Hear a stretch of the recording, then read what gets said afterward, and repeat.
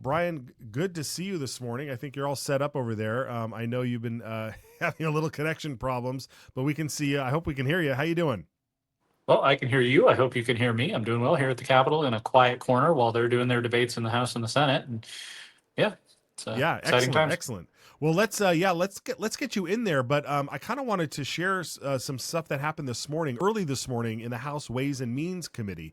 But first, some folks may not know exactly what the House Ways and Means Committee is. I mean, we have the Education Committee, we have the local tax and revenue committee, and those things are pretty self-explanatory. But when it comes to a Ways and Means Committee, at least here in the state of Idaho, because they can mean different things in other states, and it's particularly at the federal level, what is the Ways and Means Committee here in Idaho? So the House Ways and Means Committee is not a regular committee that meets every day. It is a privileged committee though, which means that even after the deadline, new bills can be introduced as RSs for print hearings, which is what it seems they use it for. And it's made up of the leadership of both the majority and the minority, both Republicans and Democrats. So the House Majority Leader, House Assistant Majority Leader, the caucus chair, and then on the other side the Democrat versions of those as well, with the chairman being Representative Jeff Ehlers. So the Republicans have a one vote majority. So whatever Republican leadership wants to do, they can do it with the Ways and Means Committee as long as they're all on the same page. So sometimes special bills or controversial bills will get routed through that committee, or in this case, because we're past the deadline for RSs to be introduced in any committee, they'll use it to introduce bills that leadership wants to get through, like this morning. Right, yeah, and we have a couple of clips this morning. Representative Barbara Ehart has a bill, I believe it's House Bill 190, which would give protections to females from men entering private quarters of females all over the place. And I think she did a slight adjustment to the bill that's already been printed, and so she wanted to show up this early this morning. It meets very early, I think 7:15 Seven Boise fifteen Mountain time. Time. Yeah, 7:15 Mountain Time, exactly. But here's how it went for Representative Ehart today.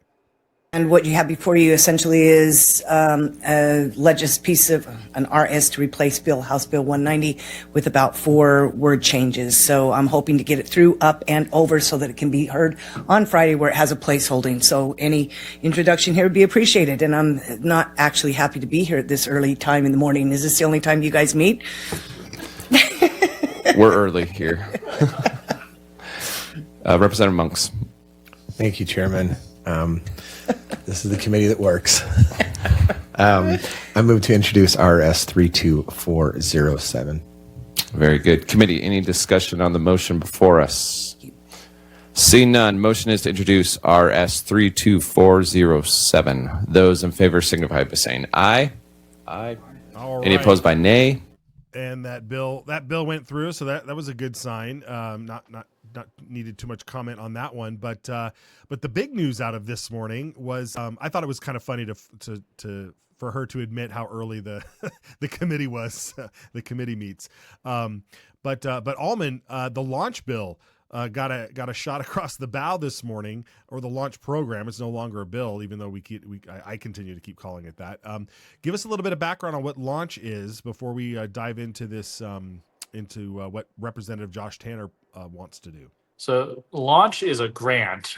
It was the governor's signature piece of legislation in the 2023 session that would give $8,000 to high school graduates for them to use for certain careers that are decided to be in demand by a workforce development council, of which most of the people are appointed by the governor. So it's made up of political figures as well as business leaders.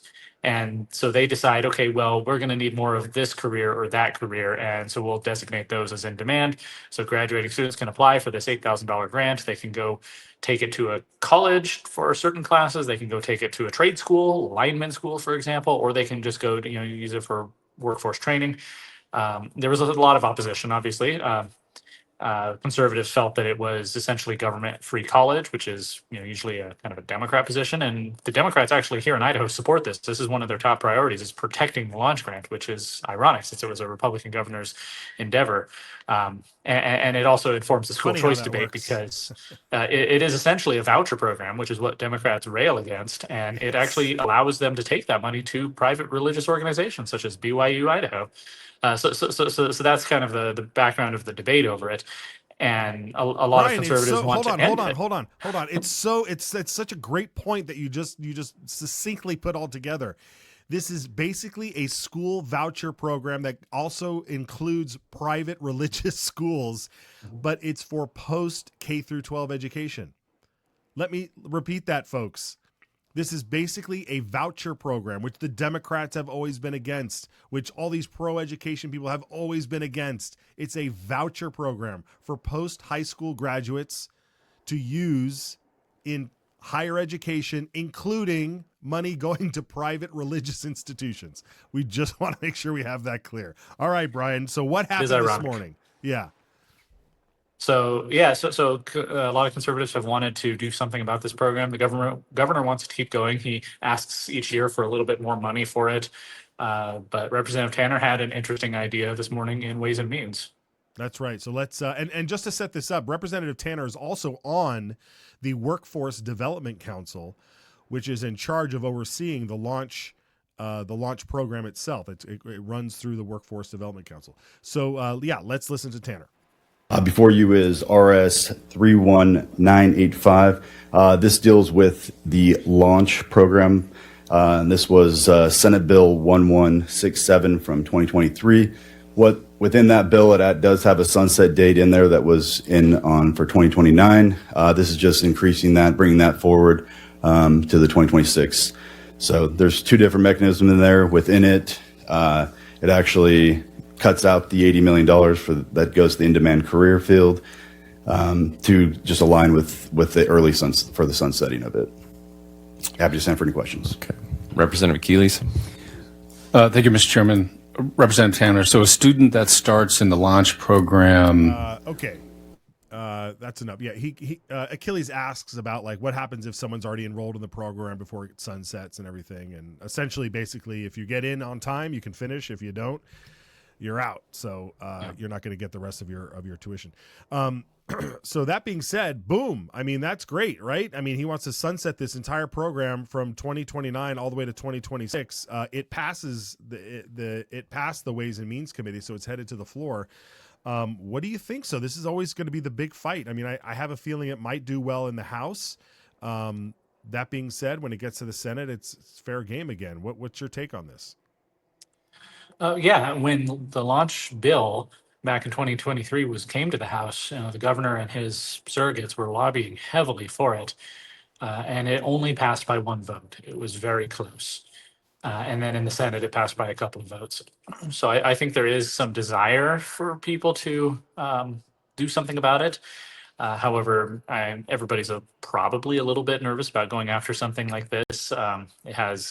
Anytime there's free money being handed out, the people who receive that free money are very supportive of it and are jealous of it and don't want anyone to get rid of it.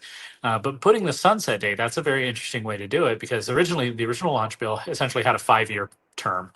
It would expire by 2029, and then the legislature would have to decide, is this worth continuing? This moves that date up. So if this passes, then next year's legislature, which is a statewide election year, remember, the governor is up for re-election and all the statewide officers, as well as every legislator, is up for re-election. It will force them to have the debate at that time. Should we continue this program or should we let it go? Yeah, absolutely. All right, great analysis as always.